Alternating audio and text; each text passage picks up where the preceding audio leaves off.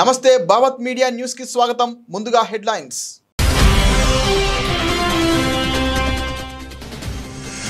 భారత్ పై భారీ సుంకాలు విధించాలన్న ట్రంప్ నిర్ణయంపై మాజీ సలహాదారు జాన్ బోల్టన్ విమర్శలు. కీలక భాగస్వామి అయిన భారత్ ను అనవసరంగా రెచ్చగొట్టడమేనని వ్యాఖ్య.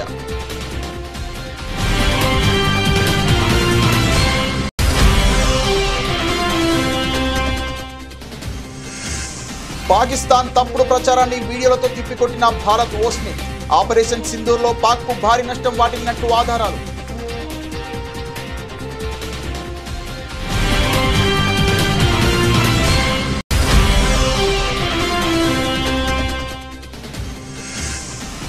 స్వాతంత్ర దినోత్సవం 1090 మందికి కేంద్రం పథకాలు. Police, fire, home guard, correctional services సిబ్బందికి పురస్కారాలు.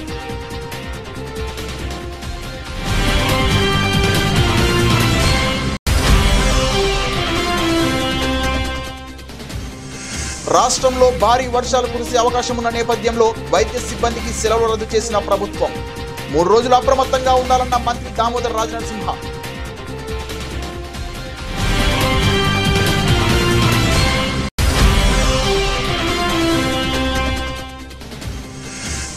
గత 40 రోజులలో 1.08 లక్షల మంది కార్యకర్తలు 1,20,00,000 ఇళ్లను సందర్శించారు. వెల్లడించిన టీడీపీ ఏపీ అధ్యక్షుడు పిల్లా శ్రీనివాసరావు.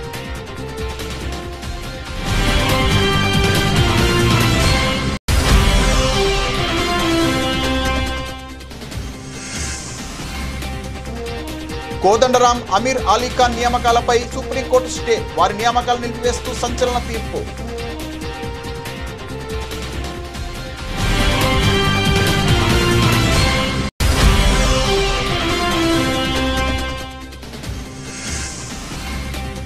పులివెందులలో టీడీపీ విజయం. టీడీపీ అభ్యర్థి లతారెడ్డికి శుభాకాంక్షలు తెలిపిన సీఎం చంద్రబాబు.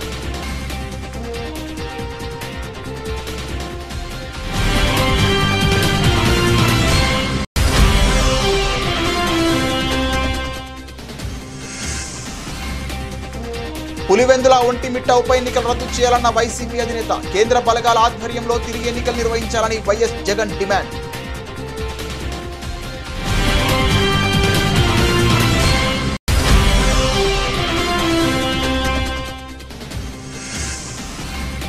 హైదరాబాద్లో భారీ వర్షం. ప్రజలకు హైడ్రా కమిషనర్ సూచన. అధికారులతో పాటు ప్రజలు అప్రమత్తంగా ఉండాలన్న రంగనాథ్.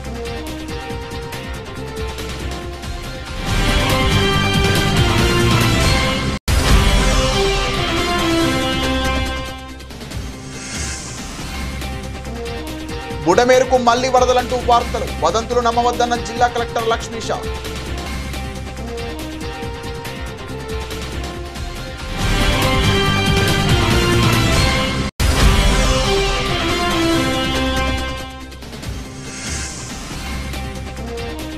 పాకిస్తాన్తో భారత్ క్రికెట్ ఆడడాన్ని తీవ్రంగా వ్యతిరేకించిన హర్భజన్ సింగ్. దేశం కోసం ప్రాణాలిస్తున్న సైనికుల త్యాగాలను గుర్తించుకోవాలని హితవు.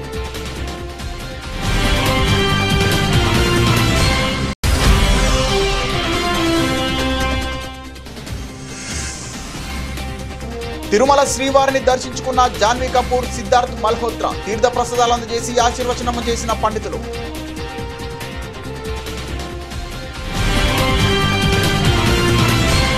అమెరికా అధ్యక్షుడు డొనాల్డ్ ట్రంప్ భారత్పై భారీగా సుంకాలు విధించడం ఒక పెద్ద వ్యూహాత్మక తప్పిదమని ఆయన మాజీ జాతీయ భద్రతా సలహాదారు జాన్ బోల్టన్ తీవ్రంగా విమర్శించారు.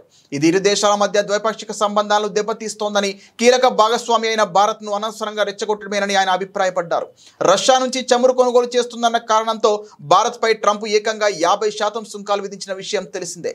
ఇందులో 25% కేవలం రష్యా చమురు కొనుగోలుకు జరిమానాగా విధించారు. ఈ నిర్ణయాన్ని ట్రంప్ గట్టిగా సమర్థించుకున్నారు.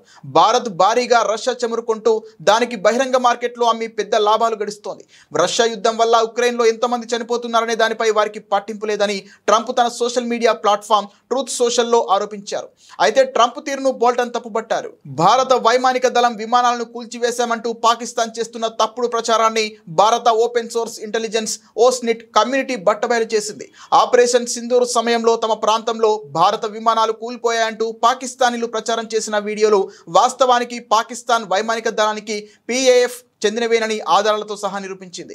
ఈ ఏడాది ఏప్రిల్ 22న పహల్గాంలో జరిగిన ఉగ్రదాడికి ప్రతిస్పందనగా మే నెలలో భారత వైమానిక దళం ఆపరేషన్ సింధూర్ చేపట్టిన విషయం తెలిసిందే. ఈ ఆపరేషన్లో పాక్ ఆక్రమిత కాశ్మీర్లోని 9 ఉగ్రవాద శిబిరాలను, పలు ఎయిర్ ఫీల్డ్లు, రాడార్ వ్యవస్థలను ఐఏఎఫ్ ధ్వంసం చేసింది. ఈ క్రమంలో భారత విమానాలు కూలిపోయాయంటూ పాకిస్తాన్లోని దీనా, గుజరాత్, సియాల్కోట్ వంటి ప్రాంతాల ప్రజలు కొన్ని వీడియోలను సామాజిక మాధ్యమాల్లో పోస్ట్ చేశారు. విమాన శకలాలను చూపిస్తూ పారాచూట్లతో పైలట్లు దిగడం చూశామంటూ వారు చెప్పుకొచ్చారు. అయితే గత 3 నెలలుగా ఈ వీడియోలపై భారత ఓస్నెట్ కమ్యూనిటీ చేసిన విశ్లేషణలో అసలు వాస్తవాలు వెలుగులోకి వచ్చాయి. ఆ వీడియోల్లో కనిపిస్తున్న విమాన శకలాలు పాకిస్తాన్ వైమానిక దళానివేనని, తమకు జరిగిన నష్టాన్ని కప్పిపుచ్చుకునేందుకే పాక్ ఈ ప్రచార నాటకానికి తెరరేపిందని తేలింది. ముఖ్యంగా ఆ శకలాల్లో ఐఏఎఫ్ విమానాల్లో వాడే రష్యన్ AL-31F ఇంజన్ల వంటి భాగాలు లేవని ఓస్నెట్ నిపుణులు స్పష్టం చేశారు. స్వాతంత్ర దినోత్సవాన్ని పురస్కరించుకొని దేశవ్యాప్తంగా వివిధ విభాగాల్లో పనిచేస్తున్న సిబ్బందికి అందించే శౌర్య సేవా పథకాల జాబితాను కేంద్ర హోం మంత్రిత్వ శాఖ శుక్రవారం ప్రకటించింది.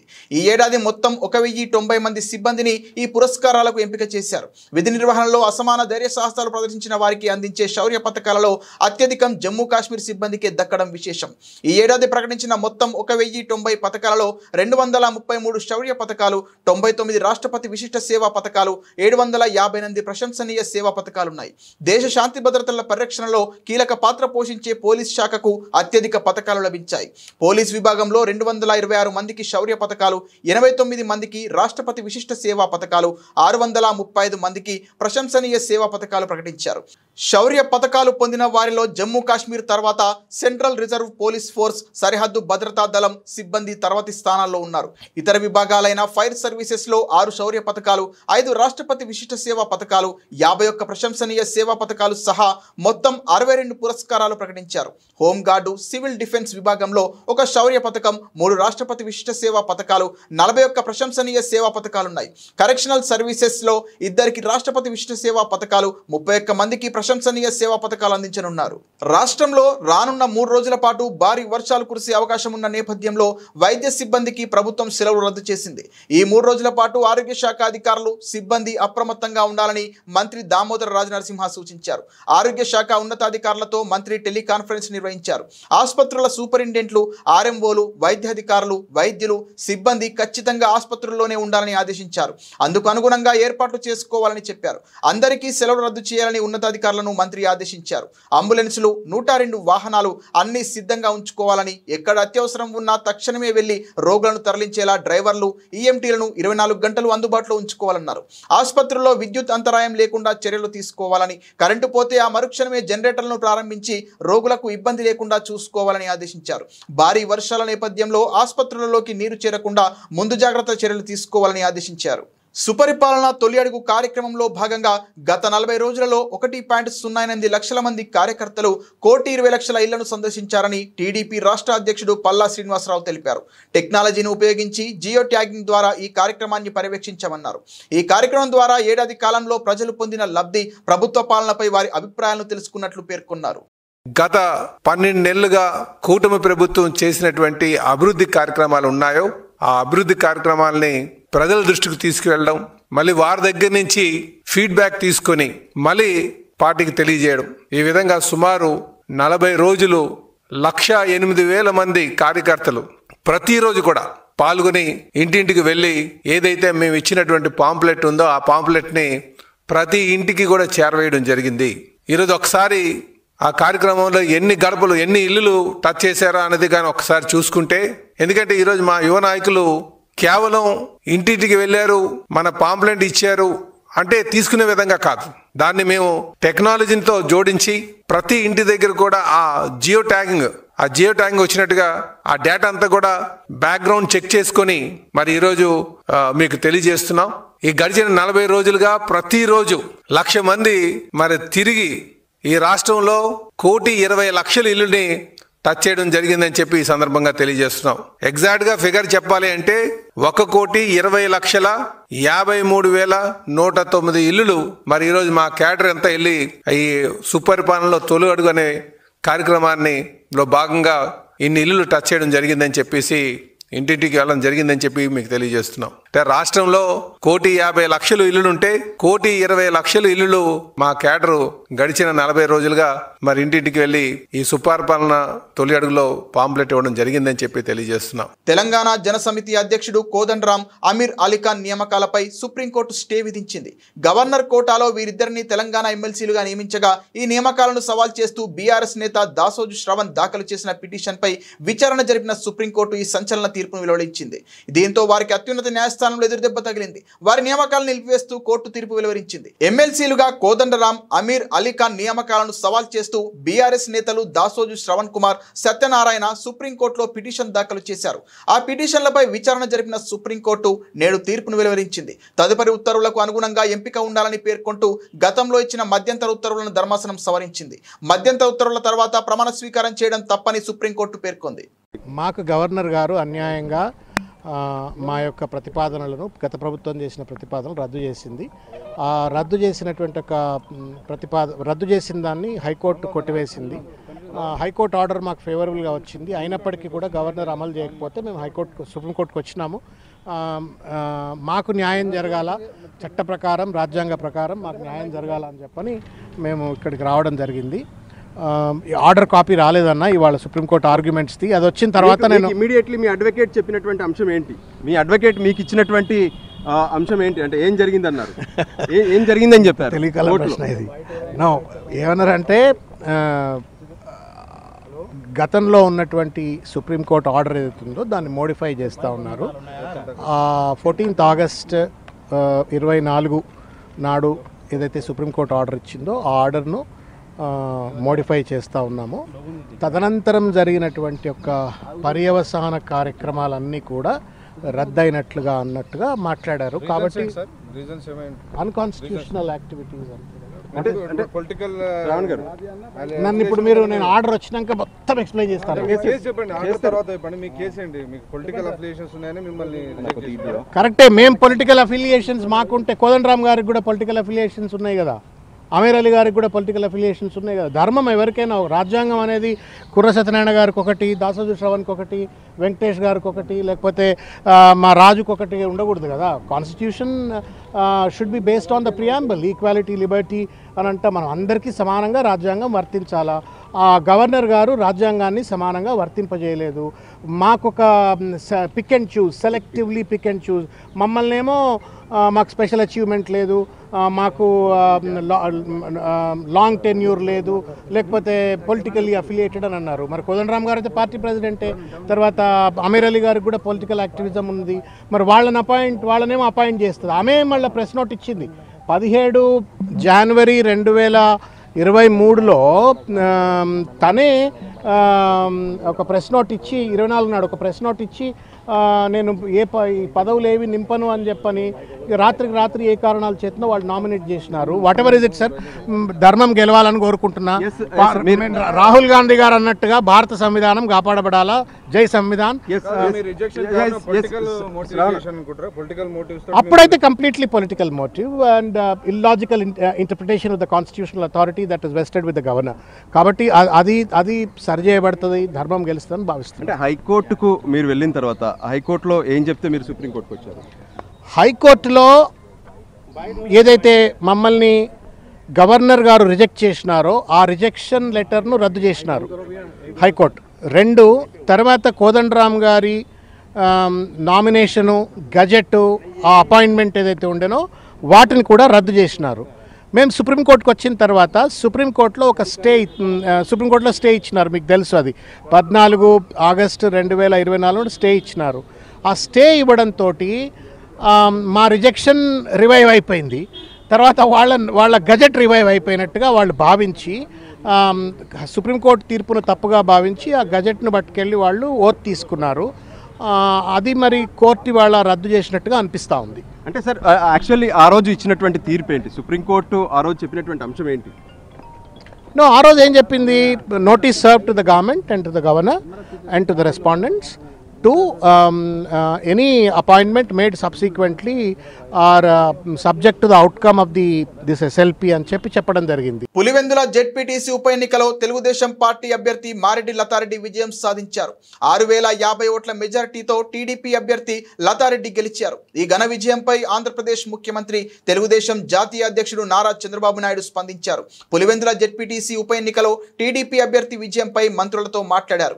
కడప జిల్లాలోని టీడీపీ నేతలంతా పులివెందుల విజయం పట్ల స్పందించాలని చంద్రబాబు దిశానిర్దేశం చేశారు. ప్రజాస్వామ్యబద్ధంగా ఎన్నికలు జరిగాయని పేర్కొన్నారు. పులివెందుల ఒంటిమిట్ట జెడ్పీటీసీ ఉప ఎన్నికల్లో అధికార పక్షం అంతులేని దౌర్జన్యకాండ, వారికి పూర్తిగా సహకరించిన పోలీసుల వైఖరిని మాజీ ముఖ్యమంత్రి వైఎస్ఆర్సీపీ అధ్యక్షుడు వైఎస్ జగన్మోహన్ రెడ్డి ఎండగట్టారు. ప్రజాస్వామ్యాన్ని కూనీ చేస్తూ నిర్వహించిన ఆ 2 ఎన్నికలు వెంటనే రద్దు చేసి కేంద్ర బలగాల ఆధ్వర్యంలో ప్రజాస్వామ్యబద్ధంగా తిరిగి నిర్వహించాలని ఆయన డిమాండ్ చేశారు. తాను ప్రజలకు మంచి చేశానని చంద్రబాబు భావిస్తే తనకే ప్రజలు ఓటేస్తారనే నమ్మకం ఉంటే, ఆ ధైర్యం ఉంటే వెంటనే 2 ఉప ఎన్నికలను రద్దు చేయాలని పార్టీ కేంద్ర కార్యాలయంలో మీడియాతో మాట్లాడిన వైఎస్ జగన్ సవాల్ చేశారు. ఎలక్షన్ జరిగేట్టుగా అయితే ఎలక్షన్ అనే దానికి మీనింగ్ ఏముంది? ఎందుకు ఎలక్షన్ జరపడం? ఎందుకు ఆ ఎంపీటీసీలకు, ఆ ఎంపీపీలకు, ఆ జెడ్పీ చైర్మన్లకు అవన్నీ ఎలక్షన్లు ఎట జరుపుతున్నారు? కౌన్సిల్ చైర్మన్లకు మీ ఇష్టం వచ్చినట్టుగా మీరంతకు మీరే దౌర్జన్యంగా ప్రలోభాలు పెడుతున్నారు, కొనేస్తున్నారు. ఎలక్షన్లకు మీకు సంఖ్యాబలం లేకపోయినా కానీ మీరు మీ అధికార దుర్వినియోగం చేస్తూ మీరు లాగేసుకుంటున్నారు. అక్కడి నుంచే మొదలుపెట్టిన సాంప్రదాయం చివరికి ఓటర్ల దాకా కూడా తీసుకొని పోతా ఉన్నారు. ఇవన్నీ కూడా అంటే అన్ఫార్చునేట్ గా స్టేట్ ఎలక్షన్ కమిషన్ అన్నది ఒక డమ్మీ పాత్ర కన్నా దారుణమైన పాత్ర పోషిస్తా ఉంది. ప్రజాస్వామ్యాన్ని కాపాడవలసిన బాధ్యత గల స్థానంలో ఉన్న వ్యక్తులు నిజంగా ఇంత దిగజారిపోయిన పరిస్థితుల మధ్య ఈ వ్యవస్థ నడుస్తా ఉంది.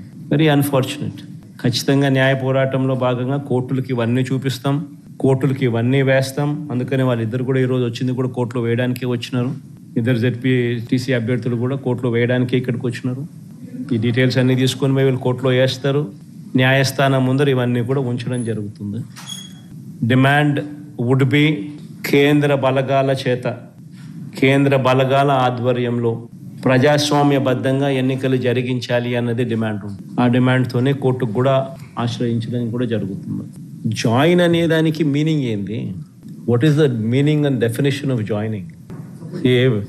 స్టేట్ ఎలక్షన్ కమిషన్ ముందర మాకున్న అభ్యంతరాలను, జరిగిన అన్యాయాలను సవివరంగా వివరించినాం. ఇన్ఫ్యాక్ట్ దేశంలో కల్లా ఎక్కడన్నా బిగ్గెస్ట్ అనామలీ ఎక్కడన్నా జరిగిందంటే అది రాష్ట్రంలోనే. 12.5% వాళ్ళు ఓటు ముగిసే నాటికి, ఓట్లు కౌంటింగ్ నాటికి percentage of difference highest in the country బహుశా ఆంధ్ర రాష్ట్రంలోనే జరిగింది. 12.5%, అంటే దాదాపుగా 48 లక్షల ఓట్లు ఆ స్థాయిలో జరిగినప్పుడు అది ఎలక్షన్ కమిషన్కు మొన్న ప్రజెంటేషన్లో మా వాళ్ళంతా పోయి ఇచ్చినాం. ఎలక్షన్ కమిషన్కు చెప్పినాం ఇంటెన్సివ్ రివిజన్ ఏదైతే ఎక్సర్సైజ్ ఉందో అది ఆంధ్ర రాష్ట్రంలో కూడా మేము చేస్తాము అని చెప్పి కూడా సానుకూలంగా చెప్పినారు. కానీ at the end of the day అన్ఫార్చునేట్గా ఏం చేయగలుగుతాం? అయ్యా చంద్రబాబు, నీకు ప్రజలు ఓటేస్తారని నమ్మకం ఉన్నప్పుడు, నువ్వు నిజంగానే మంచి చేసావు అని చెప్పి నిజంగా నువ్వు అనుకుంటే ఎందుకు ఇవన్నీ చేయాలా? నువ్వు ప్రజలకు మంచి చేయలేదని నీకు తెలుసు కాబట్టి, ప్రజలు నీకు ఓటు వెయ్యరు అని నీకు తెలుసు కాబట్టి, ప్రజాస్వామ్యబద్ధంగా ఎన్నిక జరిగితే నీకు ఓట్లు పడవు అని నీకు తెలుసు కాబట్టి ఈ స్థాయిలో దౌర్జన్యానికి దిగుతూ ఉండవు. 2017లో కూడా మీ అందరికీ గుర్తుండే ఉంటుంది, నంద్యాల బై ఎలక్షన్స్ జరిగినాయి. కరెక్ట్గా 2019 జనరల్ ఎలక్షన్స్కు 1.5 year ముందు, నా పాదయాత్ర స్టార్ట్ కాకమునుపు నంద్యాల బై ఎలక్షన్స్ జరిగినాయి. అప్పుడు కూడా ఇదే మాదిరిగానే నంద్యాల బై ఎలక్షన్స్ కూడా మైక్రో మేనేజ్మెంట్ చేసినారు. చేసి 27,000తో గెలిచినారు. గెలిచి సంకలు గుద్దుకున్నారు. 27,000 గెలిచినా వైఎస్ఆర్సీపీ పని అయిపోయింది, తెలుగుదేశం పార్టీ బాయింట్గా ఉంది, బ్రహ్మాండంగా ఉంది అని అందరితో నన్ను తిట్టించినారు, వైఎస్ఆర్సీపీని తిట్టించినారు, తెలుగుదేశం పార్టీ బ్రహ్మాండంగా ఉందన్నారు. కరెక్ట్గా 1.5 year తర్వాత అదే నంద్యాలలోనే 35,000తో గెలిచినాం వైఎస్ఆర్సీపీ. రాష్ట్ర వ్యాప్తంగా కూడా చంద్రబాబు నాయుడు భూస్థాపితం చేసినారు ప్రజలంతా. ఎక్కడైనా కూడా ప్రజాస్వామ్యంలో ప్రజలకు మంచి చేసి ఓట్లు అడిగితే, ప్రజలు మనస్ఫూర్తిగా ఆ ఓట్లు వేస్తే 4 కాలాలు వర్ధిల్లుతారు.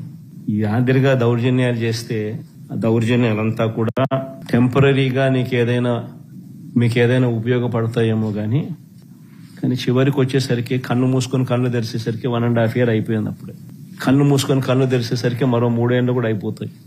ఆ 3 ఏళ్ళు అయిపోయిన తర్వాత తెలుగుదేశం పార్టీ వీళ్ళు చేసిన అన్యాయాలకు, దౌర్జన్యాలకు, అబద్ధాలకు, మోసాలకు ప్రజలు ఏ స్థాయిలో బుద్ధి చెబుతారు అని అంటే డిపాజిట్లు కూడా రాని పరిస్థితి లేకపోతారు వీళ్ళంతా. ఇది వాస్తవం. హైదరాబాద్ నగరంలో భారీ వర్షాలు కురిసే అవకాశం ఉన్నందున అధికారులు, ప్రజలు అప్రమత్తంగా ఉండాలని హైడ్రా కమిషనర్ రంగనాథ్ అన్నారు. అధికారులకు ప్రజలు సహకరించాలని సూచించారు. బంగాళాఖాతంలో ఏర్పడిన అల్పపీడనం కారణంగా తెలంగాణ రాష్ట్ర వ్యాప్తంగా భారీ వర్షాలు కురుస్తున్నాయి. ఈ నేపథ్యంలో హైడ్రా కమిషనర్ మాట్లాడుతూ భాగ్యనగరంలోని వివిధ ప్రాంతాల్లో భారీ నుంచి అతి భారీ వర్షాలు కురిసే అవకాశం ఉందని తెలిపారు. 51 DRF, 151 మాన్సూన్ ఎమర్జెన్సీ టీంలను సిద్ధంగా ఉంచామని ఆయన వెల్లడించారు. హైడ్రా బృందం 9 బోట్లను, NDRF 6 బోట్లను సిద్ధంగా ఉంచిందని అన్నారు. హైదరాబాద్ నగరంలో 450 వరకు నీరు నిలిచే ప్రాంతాలు ఉన్నాయని, ఆయా ప్రాంతాల్లో సహాయక చర్యల కోసం అధికారులను సిద్ధం చేశామని తెలిపారు. భారీ వర్షాలు కురిసే అవకాశం ఉన్నందున ప్రజలు కూడా అప్రమత్తంగా ఉండాలని ఆయన సూచించారు. నాలాలు, మూసి పరివాహక ప్రాంతాల్లో, ముంపు ప్రాంతాల్లోని ప్రజలు అప్రమత్తంగా ఉండాలని హెచ్చరించారు. హుస్సేన్ సాగర్ నుంచి నీటిని ఎప్పటికప్పుడు విడుదల చేస్తూ GHMC అప్రమత్తంగా ఉందని తెలిపారు. అందరూ సమన్వయంతో కలిసి పనిచేయాలని ఆయన కోరారు. బంగాళాఖాతంలో అల్పపీడన ప్రభావంతో ఆంధ్రప్రదేశ్లో భారీ వర్షాలు కురుస్తున్నాయి. వాగులు, వంకలు పొంగి ప్రవహిస్తున్నాయి. విజయవాడలో పలు ప్రాంతాల్లో వర్షపు నీరు నిలిచిపోయింది. ఈ క్రమంలో బుడమేరుకు వరద వస్తోందంటూ వదంతులు వ్యాపించాయి. దీంతో విజయవాడ పట్టణంలోని పలు ప్రాంతాల ప్రజలు ఆందోళన చెందుతున్నారు. ఈ వదంతులపై NTR జిల్లా కలెక్టర్ లక్ష్మీషా స్పందిస్తూ బుడమేరుకు వరద అంటూ వచ్చే వదంతులను ప్రజలు నమ్మవద్దని కోరారు. భారీ వర్షాల నేపథ్యంలో బుడమేరులో ప్రవాహంపై వెలగలేరు రెగ్యులేటర్ వద్ద ప్రత్యేక బృందం నిరంతరం నిశితంగా పరిశీలిస్తోందని తెలిపారు. స్థానికంగా కురిసిన వర్షం వలనే విజయవాడలోని వివిధ ప్రాంతాల్లో అక్కడక్కడ నీరు నిలిచిందే కానీ దానికి బుడమేరు వరద కారణం కాదని స్పష్టం చేశారు. వెలగలేరు రెగ్యులేటర్ వద్ద నీటిని విడుదల చేస్తే 24 గంటల ముందే ప్రజలను అప్రమత్తం చేయడం జరుగుతోందన్నారు. బుడమేరు పరివాహక ప్రజలను సురక్షిత ప్రాంతాలకు తరలించిన తర్వాతనే నీటి విడుదల జరుగుతోందని తెలిపారు. ఏదైనా సందేహాలు ఉంటే కలెక్టరేట్ కంట్రోల్ రూమ్ 9154970454 నెంబర్కు కాల్ చేసి పరిస్థితిని తెలుసుకోవచ్చని చెప్పారు. ప్రజలు పుకార్లు నమ్మకుండా ధైర్యంగా అప్రమత్తతో ఉండాలని కలెక్టర్ సూచించారు. అందరికీ నమస్కారం. నేను NTR కలెక్టర్ మాట్లాడుతున్నాను. బుడమేరు గురించి ముఖ్య సూచన, మీడియాలో కానీ లేదా సోషల్ మీడియాలో ఎక్కడైనా బుడమేరు వరదల గురించి ఎవరైనా అపోహలు సృష్టిస్తుంటే దయచేసి నమ్మకండి. బుడమేరుని రెగ్యులేటర్ దగ్గర నుంచి బుడమేరు ఫ్లో మొత్తం జాగ్రత్తగా మానిటర్ చేస్తున్నాము. Budameru diversion canal, Velagaleru regulator దగ్గర ఏమాత్రం నీళ్ళు ఇంకా రిలీజ్ అవ్వలేదు. ఇప్పుడు బుడమేరులో ఎక్కడైతే సిటీలో నీళ్లు ఉందని కనిపిస్తూ ఉంది అది లోకల్గా పడిన వర్షం వల్ల తప్పితే బుడమేరు ఈ కుత్తులవాగు మళ్ళీ పులివాగు నుంచి వస్తున్న వాటర్ కాదు. బుడమేరు డైవర్షన్ కెనాల్ దగ్గర ఉన్న వెలగలేరు గేట్ ఇప్పటివరకు తెరవలేదు. వచ్చిన నీళ్ళంటే డైరెక్ట్గా నదికి వెళ్ళిపోతూ ఉంది. విజయవాడ నగరంలో బుడమేరు వల్ల ఏమాత్రం ఇబ్బంది లేదు. ఇన్ కేస్ అటువంటి ఇబ్బంది వచ్చే పరిస్థితి ఉంటే 24 hours ముందరే అందరికీ అలర్ట్ చేయడం జరుగుతుంది. ప్రతి ఒక్కరిని సేఫ్ ప్లేస్కి షిఫ్ట్ చేసే వాటర్ రిలీజ్ చేయడం జరుగుతుంది. కాబట్టి దయచేసి ఎవరు అపోహలు నమ్మకండి, భయపడకండి. మీకు ఏదైనా డౌట్స్ ఉంటే, ఏదైనా ఇన్ఫర్మేషన్ కావాలంటే district level command controls room పెట్టున్నాము. అక్కడికి ఫోన్ చేసి మీరు విషయం తెలుసుకోవచ్చు. దయచేసి అపోహలు నమ్మకండి, మీరు ధైర్యంగా ఉండండి, కానీ జాగ్రత్తగా ఉండండి అని మాత్రమే సందర్భంగా తెలియజేస్తూ ఉన్నాను. Thank you. సరిహద్దుల్లో మన సైనికులు దేశం కోసం ప్రాణ త్యాగాలు చేస్తుంటే పాకిస్తాన్తో క్రికెట్ ఆడటం ఎంతవరకు సమంజసమని భారత మాజీ స్పిన్నర్ హర్భజన్ సింగ్ తీవ్రంగా ప్రశ్నించాడు. దేశ ప్రయోజనాల ముందు క్రికెట్ చాలా చిన్న విషయమని, పాక్తో అన్ని రకాల క్రికెట్ సంబంధాలను బహిష్కరించాలని గట్టిగా వాదించాడు. ఆసియా కప్ 2025 షెడ్యూల్లో భాగంగా సెప్టెంబర్ 14న దుబాయ్లో భారత్ పాకిస్తాన్ మధ్య మ్యాచ్ జరగనున్న నేపథ్యంలో హర్భజన్ ఈ వ్యాఖ్యలు చేశాడు. ఈ విషయంపై హర్భజన్ మాట్లాడుతూ, సరిహద్దులో నిలబడి మనల్ని కాపాడుతున్న సైనికుడి త్యాగం చాలా గొప్పది. కొన్నిసార్లు వారు ప్రాణాలతో తిరిగిరారు. వారి కుటుంబాలు పడే వేదన వర్ణనాతీతం. అలాంటి త్యాగాల ముందు మనం ఒక క్రికెట్ మ్యాచ్ను వదులుకోలేమా? దేశం కంటే ఏ ఆటగాడు, నటుడు గొప్ప కాదు. మన గుర్తింపంతా ఈ దేశం వల్లే వచ్చిందని స్పష్టం చేశారు. కలియుగ దైవం తిరుమల శ్రీవారిని బాలీవుడ్ సినీ నటీనటులు జాన్వీ కపూర్, సిద్ధార్థ్ మల్హోత్రా దర్శించుకున్నారు. గురువారం ఉదయం తిరుమలకి చేరుకున్న వీరిద్దరూ నైవేద్య విరామ సమయంలో శ్రీవారి సేవలో పాల్గొన్నారు. దర్శనానంతరం ఆలయ రంగనాయకుల మండపంలో వేద పండితులు వారికి వేదాశీర్వచనం అందించి పట్టు వస్త్రంతో సత్కరించి తీర్థ ప్రసాదాలు అందజేశారు. జాన్వీ కపూర్, సిద్ధార్థ్ మల్హోత్రా ప్రధాన పాత్రలు నటిస్తున్న తాజా చిత్రం పరం సుందరి. ఈ చిత్రం ఆగస్టు 29న ప్రేక్షకుల ముందుకు రాబోతుండగా వరుస ప్రమోషన్లో పాల్గొంటోంది చిత్ర యూనిట్. ఈ సినిమా హిట్ అవ్వాలని కోరుకుంటూ ఈ జంట తిరుమల శ్రీవారిని దర్శించుకున్నారు. వీరిద్దరూ కలిసి తిరుమల దర్శనం చేసుకున్న ఫోటోలు, వీడియోలు సోషల్ మీడియాలో వైరల్ అవుతున్నాయి.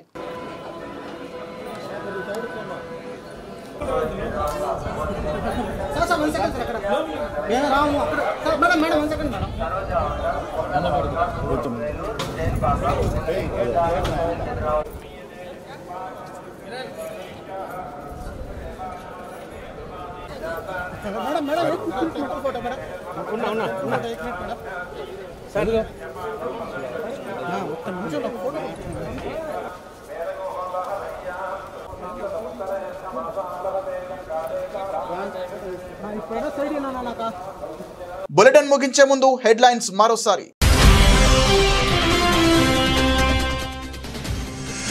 భారత్పై భారీ సుంకాలు విధించాలన్న ట్రంప్ నిర్ణయంపై మాజీ సలహాదారు జాన్ బోల్టన్ విమర్శలు. కీలక భాగస్వామి అయిన భారత్ను అనవసరంగా రెచ్చగొట్టడమేనని వ్యాఖ్య.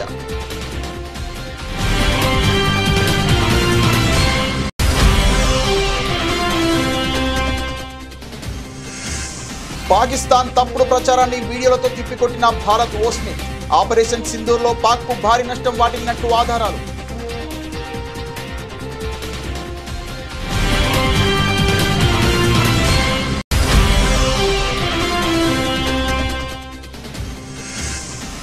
స్వాతంత్ర దినోత్సవం 1090 మందికి కేంద్రం పథకాలు. Police, fire, home guard, correctional services సిబ్బందికి పురస్కారాలు.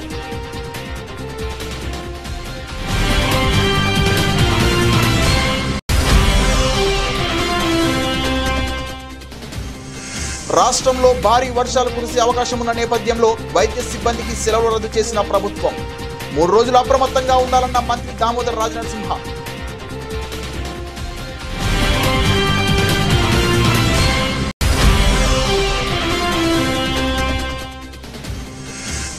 గత 40 రోజులలో 1.08 లక్షల మంది కార్యకర్తలు 1,20,00,000 ఇళ్లను సందర్శించారు. వెల్లడించిన టీడీపీ ఏపీ అధ్యక్షుడు పిల్లా శ్రీనివాసరావు.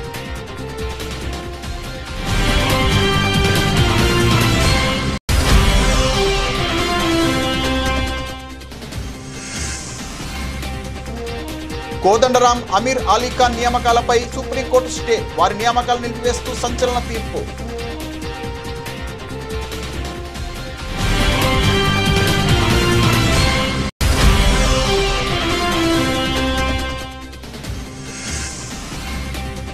పులివెందులలో టీడీపీ విజయం. టీడీపీ అభ్యర్థి లతారెడ్డికి శుభాకాంక్షలు తెలిపిన సీఎం చంద్రబాబు.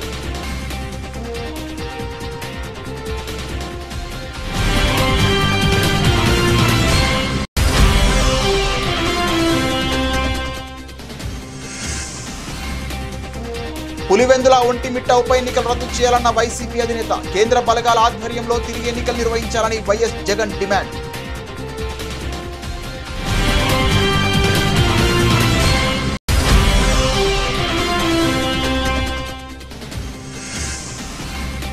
హైదరాబాద్లో భారీ వర్షం. ప్రజలకు హైడ్రా కమిషనర్ సూచన.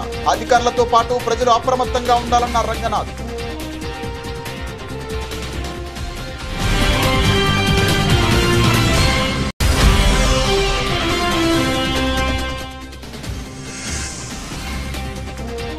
బుడమేరుకు మళ్లీ వరదలంటూ వార్తలు. వదంతులు నమ్మవద్దన్న జిల్లా కలెక్టర్ లక్ష్మీషా.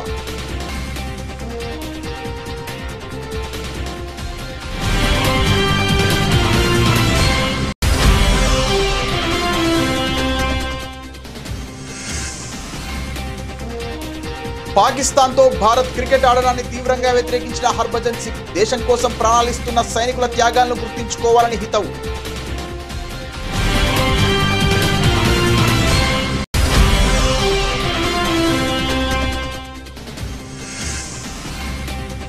తిరుమల శ్రీవారిని దర్శించుకున్న జాన్వీ కపూర్, సిద్ధార్థ్ మల్హోత్రా. తీర్థ ప్రసాదాలు అందజేసి ఆశీర్వచనం చేసిన పండితులు.